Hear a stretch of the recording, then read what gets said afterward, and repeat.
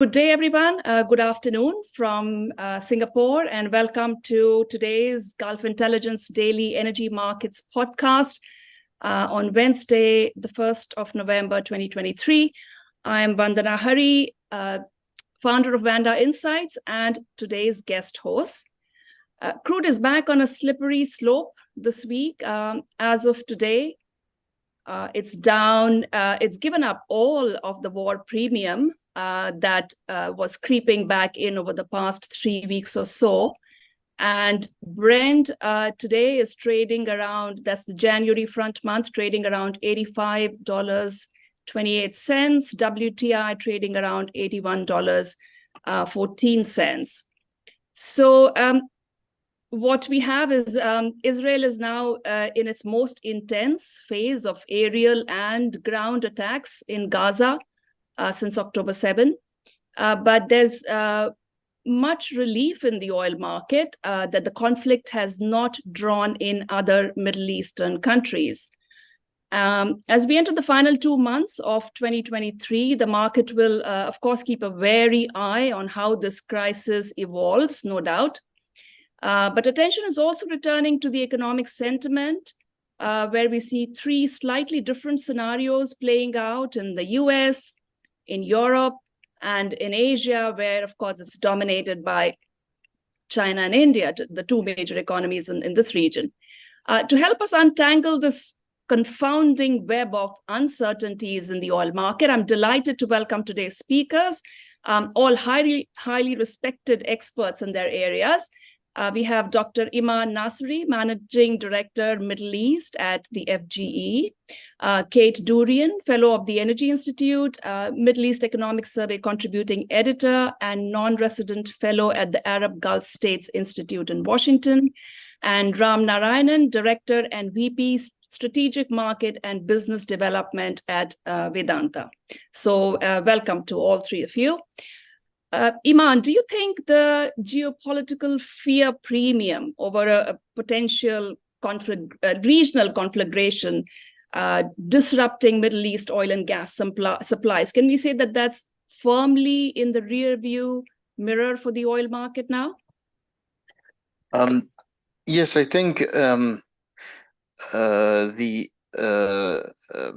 risk premium, the fear has subsided since, let's say, early days, but it's not totally gone. The market is still on its toes and basically following the news and the statements, but that basically brings the volatility into the prices that we have been witnessing. The ups and downs of jumping, let's say, a couple of dollars up to $3 up and down, and that's basically following the news. In our opinion, there has been $5 to $10 of risk premium that has been added to prices in October, and that basically has been volatile.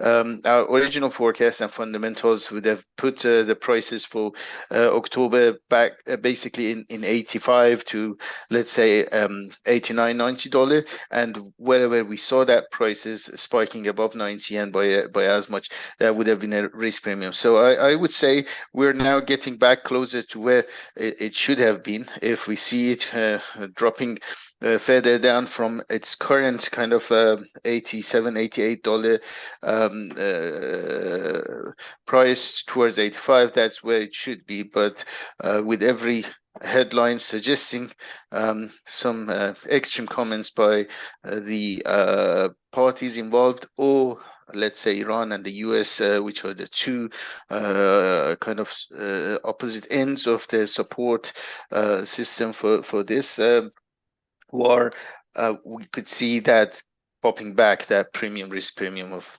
let's say, $3 to $5.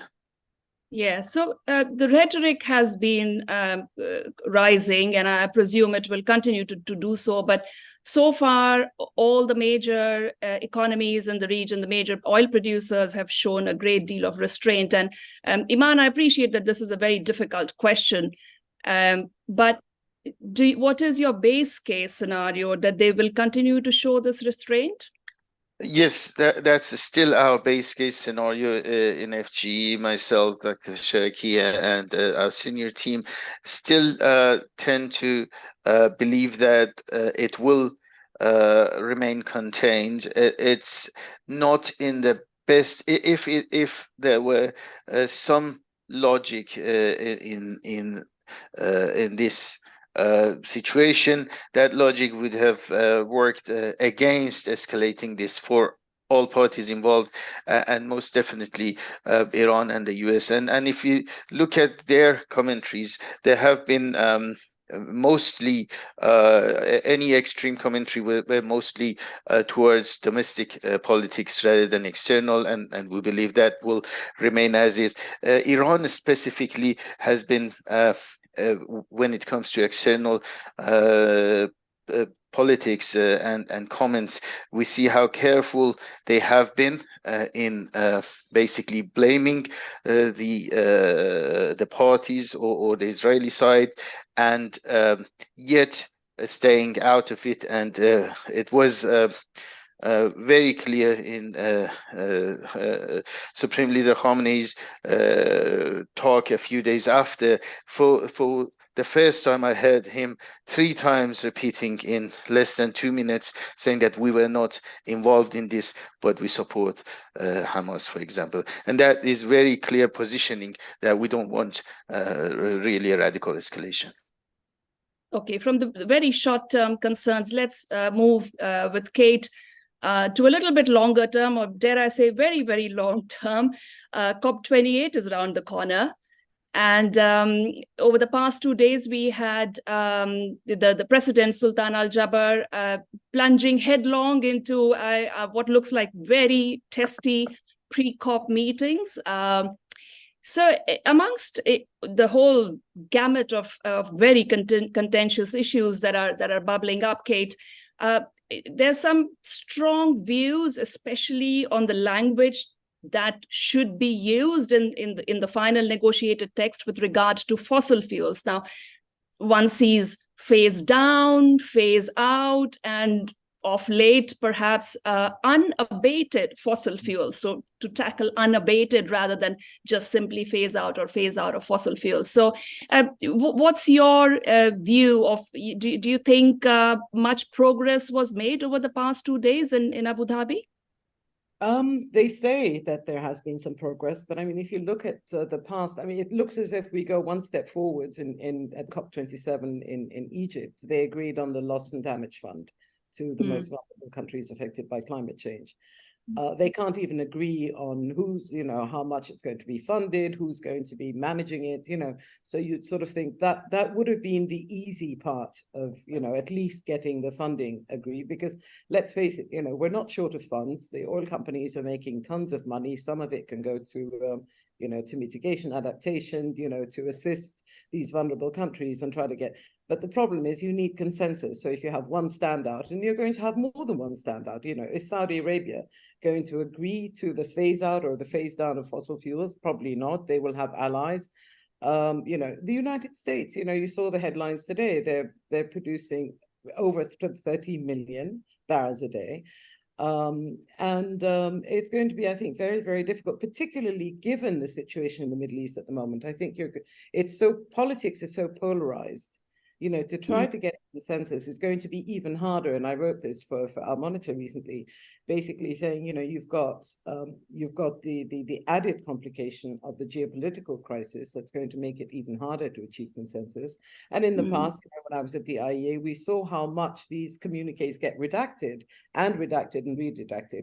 But it's all going to be in the wording. So yes, unabated will probably be the more acceptable to the oil producing bloc. And let's face it, they're going to be there in force in Dubai because they are going to be represented. It's going to be a very strong oil lobby.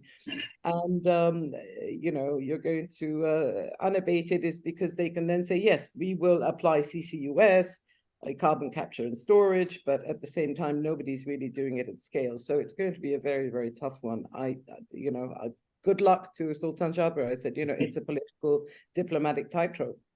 Yeah, does look like it. And then there's the agreement on what is in the text, or fine-tuned, as you say, to crafted exactly the words that make everyone happy. And then there's the action, and which is probably the greater part. What will follow from that, of course, remains to be seen. Switching back to economy, Ram, while the major Western economies are facing headwinds, and China is clearly struggling to regain momentum, the Indian economy is being described as being in a bright spot. And I know that the festival season is around the corner, and I see that retailers are having absolute bonanza, no holds barred shopping going on. Do you think would you say the Indian economy has become insulated from the headwinds outside? And do you think this momentum will sustain? Well, Vandana, to answer your question whether the Indian economy has become insulated, my answer is not a majorly yes, no also, because exports has got affected because of the headwinds in the Western economy as well as with China. What has happened in India is the government's capital expenditure has been really high. It's been front loaded in the earlier part of this financial year. The reason being, of course, they're going to face elections. I mean, election season is starting. Apart from the festive season, the election season is starting in India. The next 6 we are having the state elections and the central elections. So that's another thing to watch out for. So that is number one. And the second thing has been the Indian stimulus post-COVID has been very, very balanced. So the consumer spending has also been pretty firm right now. So therefore, that's nothing that has helped. So to answer your question, partly yes, because India on its own basic strengths has been doing decently well. And partly no, the reason being that, international trade has got affected for India. So India is not insulated from the global economy. And thirdly, as what has been described right now, India is heavily dependent upon energy imports. So all the things that's going on in the in the Middle East certainly is going to affect India. And fourthly, as I told you, the government capex has been front loaded. So if you look at the projections for India for the next, the present quarter as well as the first quarter of the next calendar year, projections from the Reserve Bank of India as well as from all the economists has been that it will start tapering down because the capex funding will go down. Private capex is not going to come up in anything right now. So therefore, yes, India is partly insulated, but partly not insulated from the global economy. And lastly, you must have seen the statement from the head of the Reserve Bank of India. He said, come now, end of November, when the GDP numbers for the previous quarter is going to be announced, there's going to be a surprise. So I'm sure there's an upside to it. So that's what we need to look out for. Right. Your point about the government front loading the CAPEX or the spending season is about to taper off, and that's very interesting, and that's been a huge stimulus out to the economy. What particular areas? I know infrastructure is booming and probably will continue to do so. Any other particular areas that the government has spent in? The government offers infrastructure in a major area. The second thing is there's been a boost to construction also in India. And especially, I mean, if you come to Mumbai right now, we're having a huge smog problem in Mumbai, mainly because so much of residential construction is going on in Mumbai. So that has been a big boost to the cement industry, the steel industry and all. That is number two. And third thing is also the rural infra is also being quite a lot of focus on the rural infrastructure also. That is number three. And infrastructure specifically, one more point to look into is the railways infrastructure. That has come up in a big way in India. So predominantly it's been infrastructure. Then second thing, construction industry. That's what has been given a major boost in India right now. So that's where we are right now. Okay. Iman, you were at the Future Investment Initiative in Riyadh last week. I noticed it's called the Davos of the desert, and was quite well attended as well. No doubt with the shadow of the regional conflict hanging over it, but nonetheless. What did you gather in terms of how the kingdom is looking at the oil market for 2024, and especially in terms of the ongoing OPEC plus cuts and the additional 1 million barrel per day Saudi cut? Did you pick up anything on that? Yes, it was an interesting event, especially the Day One Energy Summit, where His Royal Highness Prince Abdulaziz started, and then we had Nasser and Patrick Puan and a few others talking. The tone in the morning, the economic kind of tone was more bearish than constructive, looking forward. So not necessarily a great message for in terms of oil demand and next year, which kind of suggested that the outlook for the OPEC cuts, both in terms of the extended agreement for the group, but also perhaps the voluntary cuts will remain more on the downside, and suggesting that the extension is needed than otherwise. Also, by looking at by talking to people and hearing about the short term, there obviously lots of discussions around uncertainties on demand and on China. The remaining part of the COVID recovery next year, if there is any from China, and the economic growth, is it going to be constrained and whatnot?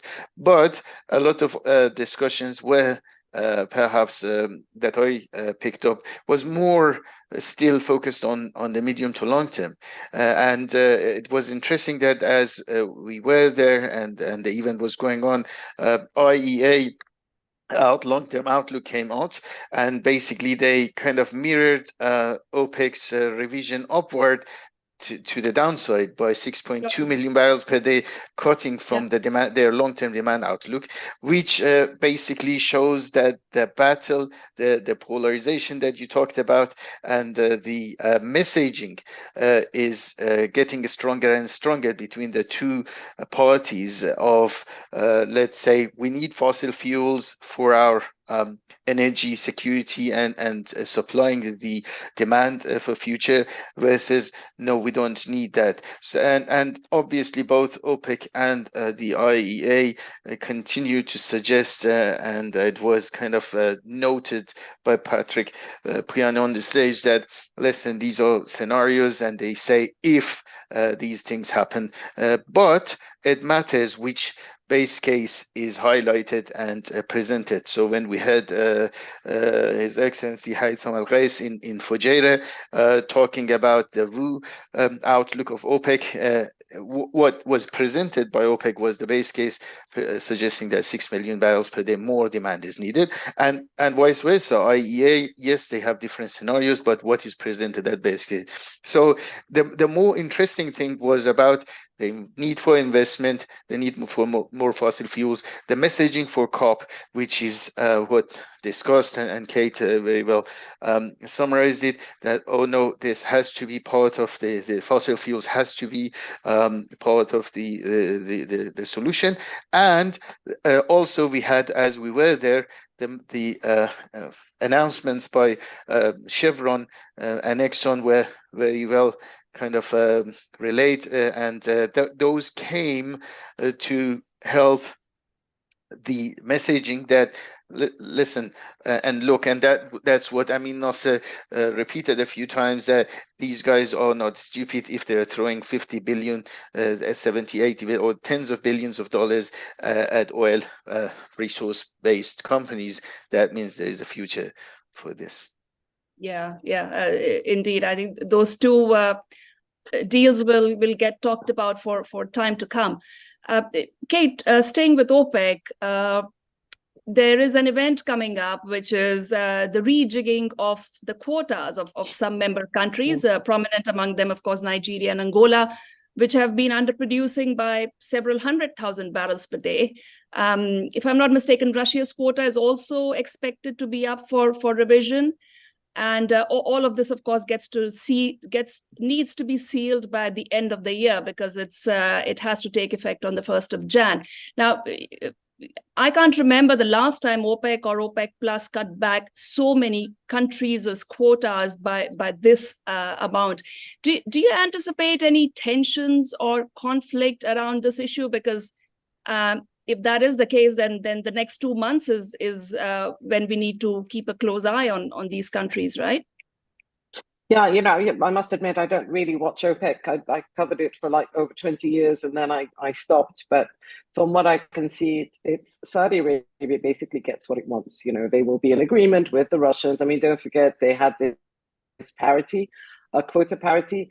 And at the moment, they've left it to sort of third parties to look at capacity and agree pro rata quotas. So I think it's going to be difficult to argue against, reallocating the quotas depending on their capacities. And, some countries have admitted that they can't produce more. But I think if you look at the market in general, there's a couple of potentially bullish factors, interest rates staying put, jet fuel demand in China, which hasn't really recovered to pre-COVID, international travel, if it goes up.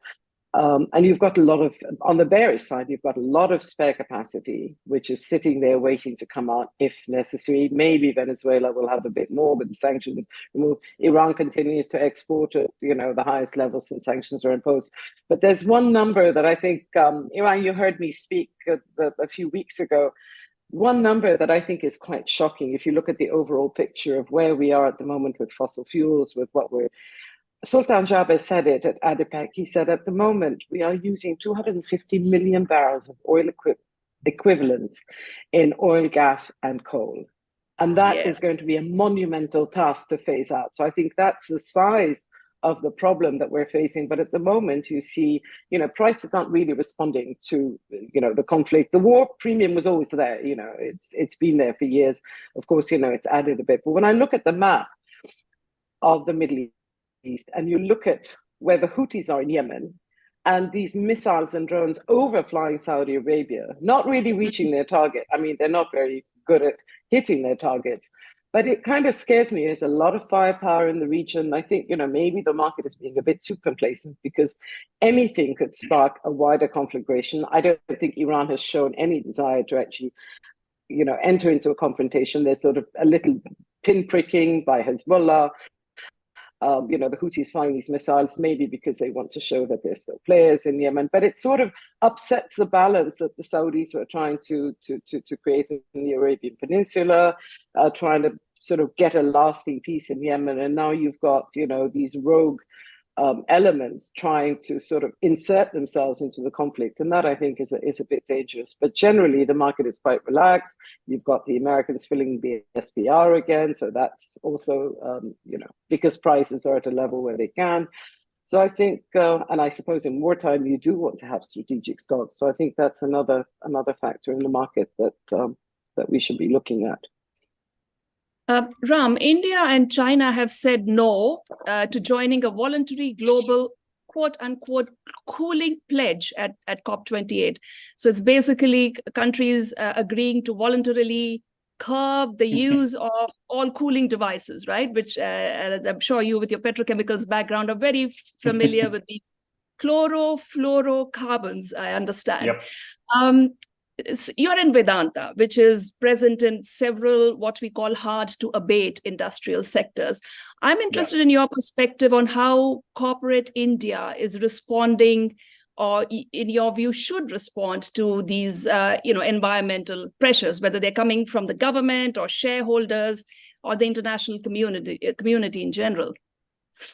Yeah, see, let me present both sides of the picture. This thing, all the corporates are fully aware of the carbon abatement pledges that they need to do.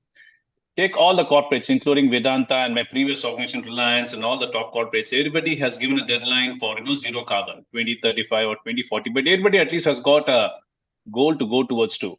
And secondly, all the listed companies today, if you have a good zero carbon abatement policy, if you have a good ESG strategy, and then you explain these ESG strategies, you do get a lot of brownie points in the market, especially in terms of evaluations. So therefore, and if I look at all the companies whom I deal with, all the top Indian companies whom I speak to and whom I deal with, everybody is fully cognizant of this entire thing. Because even from the market's pressure is coming. For example, my business, aluminum business, we are going to face a huge threat, or already facing a huge pressure from the carbon border adjustment mechanism which is going to be implemented in Europe. So therefore, the products which we sell to Europe has to have a carbon footprint below a particular number. So therefore, even the pressures from the market are also playing up on the corporates. So therefore, to answer the first part of your question, yes, all the major companies are fully aware of this. The roadmaps are there. Maybe there are a few hiccups in moving towards that. So therefore, but the companies are fully cognizant of that. But let me present the other side of the picture. Especially energy-intensive industries, especially the industry which I worked all throughout my career. Today, the predominant source of energy in India still remains fossil fuels, predominant remains coal, especially in the eastern part of India, where most of the metals and mining companies are. That is predominantly coal. And last year, there was a big coal shortage in India, which led to a power shortage and all. So right now, the government, as it is facing elections also. So they have told all the power plants to import as much coal as they can. But they don't want to face a power shortage, right? Especially during summertime in India or even during winter time. So therefore, the source of energy has to be tied up. So companies are still dependent upon fossil fuels. Now, to abate this, everybody is working towards a sustainable energies and lower carbon footprint and all. People are working towards sustainable energy like solar power, especially in India. The companies are working towards it. So therefore, to summarize my answer, companies are aware of this, they're working towards it. But the short-term pressures, because short-term pressures of the market as well as for the continuity of the operations, still there's quite a lot of dependence upon the fossil fuels, especially coal. So that's where situation in India is, but it's improving, and the government is putting a lot of focus on sustainable energy and lowering the carbon footprint. Okay. A good time to have our survey question, if we can have that up. So our survey question today is, as we look ahead at the month of November, what will be the biggest influence on oil prices?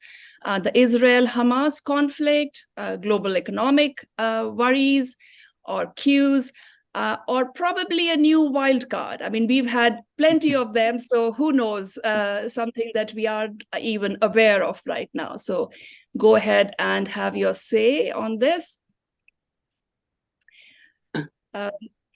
Iman, so far, market fears that the US may tighten its implementation of the Iran oil sanctions as retribution, perhaps, for the Hamas attack have proven unfounded. I mean, I haven't seen anything coming out of the US, and certainly no actual action on the ground. In fact, a Reuters survey today reports that Iranian oil production has reached a new 5-year high of 3.17 million barrels per day in October. Where do you see the US-Iran relationship heading, and do you see any consequences on Iran oil production and exports as a result of this, the latest conflict? Well, yes, the market talks about that, but I have to say that the US sanctions on Iran have been in place. There have been no official change in the US positioning towards ban on importing Iranian crude oil products, petrochemical products. But if you look at the list of US SDN, the additions by OPEC over the past year or so, since the production and exports started to rise significantly from, let's say, 2019 to 2021 average, there were very few, if any, additional names on the SDN for the evasion of the sanctions. And that's basically suggesting that there is an unwritten, unofficial deal that between the two nations, that the US will freeze the list, will not add any new entities, will not necessarily, let's say, enforce on the additional trade done by Iran officially and publicly, as long as they are talking about getting back into an official conversation. Obviously, we know that there have been some improvements. They released some prisoners, exchanged, they released the funds from Korea to Qatar and let Iran access. So there is an ongoing, basically, negotiation between the two countries. If the US were to apply or enforce the sanctions and lift that freeze unofficial and add more entities to the list, that will basically do two things. First, it will certainly hurt the ongoing negotiation between the two countries, and Iran has kind of pledged to keep its nuclear enrichment at 65%. So there is implications there. But It will also cut the supply out of the market, which goes against the U.S. interest at the moment, and against removing the sanctions on Venezuela and all the other efforts in keeping the prices down by sending more supply to the market. So I don't think that that's really a likely scenario. Okay. Kate, it's been now 7 months since the 500,000 barrels per day of northern Iraqi production was shut out of the market. And yet, if you look at the overall Iraqi production, it sagged a bit in Q2, but it's continued to creep higher. What's happening on the ground? Are there any moves whatsoever to resume production and exports from Kurdistan? Well, I mean, the pipeline, Turkey says the pipeline is ready. I think it's just now an issue of agreeing with the companies that are operating in Iraqi Kurdistan, who are being offered a much lower price for the oil than they would normally get if they were selling it independently. So I think that's where the sticking point is, an agreement between the federal government, SOMO, the Iraqi marketer, and the companies that are selling on a local market, which is sort of saturated at the moment.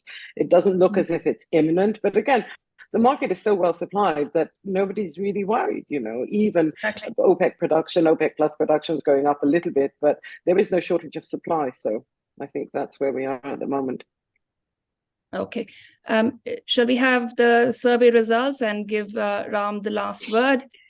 Okay, so global economic cues, but there is 13% who think that there could be a wild card popping up, but interesting. That's interesting. Ram, India is forging ahead on its green hydrogen, green ammonia ambitions. I mean, a day doesn't go by that we don't see a headline on those topics with regard to India making new deals and new plans and so on. But of course, the country will also need to grow its renewable power capacity, right? Because the whole emphasis is on green hydrogen, and from green hydrogen making green ammonia. But as far as we can tell, the country has been lagging quite a bit. It needs to grow its renewable power capacity by 5 times. But it's been lagging, at least in terms of this year's addition, it's lagging. So do you think this plan for green hydrogen, green ammonia to become even an export center for those products, do you think it's overly ambitious, or do you think at some point things will get on track with this target? Yeah, I think one of the issues this present government is doing, take an ambitious target and work towards it, and at one stage find a way to it. That's what they're trying to do. But you're right in saying green hydrogen is the most critical part. And in fact, many of the manufacturing industries are trying to move towards hydrogen. For example, steel industries in India, they want to move towards hydrogen. So therefore, there's there's a lot of focus on green hydrogen. But green hydrogen requires quite a lot of supporting infrastructure. One is, of course, as you very rightly said, renewable energy. And the second part, a transportation part of it. So for that also, we need the infrastructure for that. So that's why, in that sense, green hydrogen policy, which the government has announced, and a lot of tie-ups being announced, is in the same direction. But yes, it will take quite a lot of time for this hydrogen business to pick up. It's globally also, if you look at what are challenges being faced in Europe also, so especially in case of transportation, and I think it still requires quite a lot of work. The second part of a question is regarding sustainable energy. I mean, today in India, almost maybe I think only something like 20% or something is of the energy sources from sustainable. There's quite a lot of focus on solar power, biofuels. I keep on hearing about biofuels, which I'm not too sure how much it's going to pick up right now. But the predominant focus of the government has been in solar power. India has been the leading light in the international solar alliance along with France. And secondly, the cost of solar power also has dropped down in India because of the lower cost of equipment and all. So therefore, there's quite a lot of focus on renewable energy, especially solar power in India. So it needs to grow 5 times. I'm sure it will grow. But as I said, the immediate needs sort of push back this goal to some extent, because of which fossil fuels keep coming up. So therefore, the companies and many companies, their zero carbon goals, the government's push, the infrastructure, we need the ecosystem completely to move forward on this path of sustainable energy. So it will grow, but it's not as easy as any other, let's say, developed country any other developed country will do right now.